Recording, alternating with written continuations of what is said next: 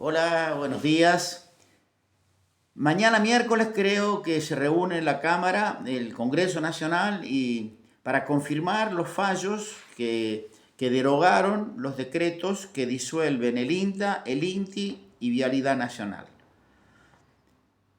Esperemos que se confirme el fallo porque esos decretos son verdaderamente un desatino total. Fueron inspirados por Sturzenegger, uno de los personajes más nefastos de la administración actual, incluso de la historia más reciente, y por supuesto refrendados por el presidente Milei. El problema es muy grave. Yo pongo estos tres ejemplos, pero hay muchísimos, porque son muchísimas las cosas que este gobierno quiere destruir. Vino para destruir el Estado. Y el que votó a Milei no se puso a pensar realmente cuál era el verdadero significado. ¿Qué significa verdaderamente el Estado? Yo he hecho ya varios videos hablando de eso y probablemente haga otro ampliando esos argumentos. Pero en este caso concreto, el INTA es el Instituto Nacional de Tecnología Agropecuaria, es el que se ocupa de investigar permanentemente, tiene más de 70 años el INTA, y ha sido creado, incluso ha sido creado por la revolución que derrocó a Perón, porque bueno, era una institución que se modificaba algo que ya existía en el Ministerio de Agricultura. Mi papá cuando vivía y yo era chico, él trabajaba en el Ministerio de Agricultura en una estación experimental que ahora es del INTA. Así que miren, conozco algo del tema, por lo menos lo he vivido desde chico. Y era muy importante, el INTA hacía investigaciones donde yo vivía, en toda la zona del norte de Santa Fe, de la provincia de Santa Fe, vinculada con cultivos de algodón. Y todo el tiempo buscaba nuevas semillas, nuevas formas de cultivo, etc. Es impresionante todo lo que logró el INTA en cuanto a semillas transgénicas, variedades que resisten la falta de agua y entonces se pueden sembrar en otros lugares que antes no se podía. Lo mismo pasa con el exceso de calor o con el exceso de frío. En una palabra, es ciencia al servicio del productor agropecuario. Entonces, ¿cómo va a cerrar el INTA? Con respecto al INTI, hace estudios sobre todo lo que nosotros utilizamos que tiene que ver con la industria. Analiza las balanzas, estudia todos los repuestos que nosotros compramos y ver si están en condiciones y cumplen las medidas de seguridad. Los autos, las motos, todo lo que se produce de manera industrial es controlado por el INTI. ¿Para qué vamos a hablar de vialidad nacional? Vialidad nacional, hasta los productores agropecuarios que ven con simpatía a este gobierno por razones políticas, por razones ideológicas, por odio ancestral acumulado, por lo que sea, pero están a las puteadas por el tema de vialidad nacional. Porque con las rutas destrozadas por los camiones, fundamentalmente, ¿cómo van a hacer para transportar? ¿Ustedes se imaginan lo que significa un camión con acoplado con soja que de pronto choca y arma un despelote? Bueno, la pregunta que uno se hace es si instituciones que tienen decenas de años, casi un siglo de antigüedad, incluso más de un siglo, porque el INTI y el INTA ya existían antes de la revolución llamada Libertadora.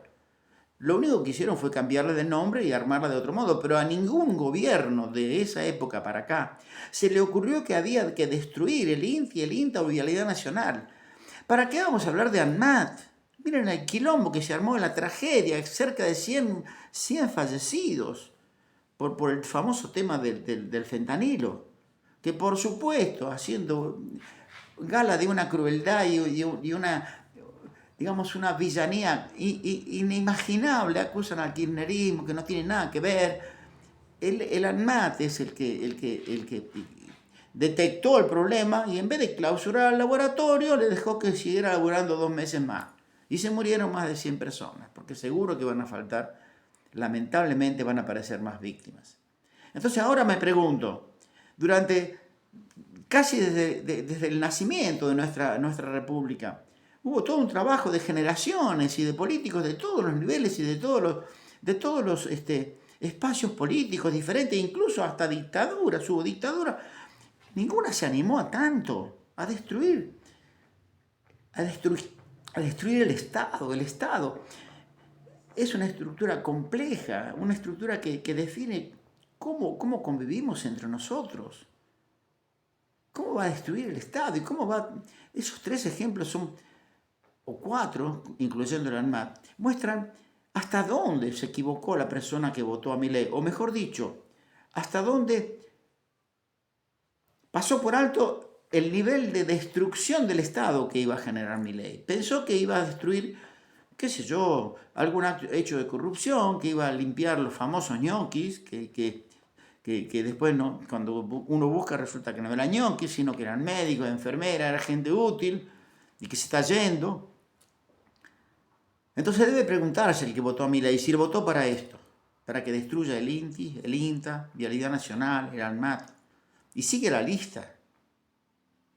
Y si no, si está arrepentido, si cree que fue un error, bueno, manifiéstelo públicamente, deje de apoyarlo, deje de decir, no, yo lo voté, pero no, pero lo seguiría votando, dicen, lo apoyo calurosamente. Por favor, es muy importante cuando uno se equivoca reconocerlo frente a sí mismo y frente a los demás.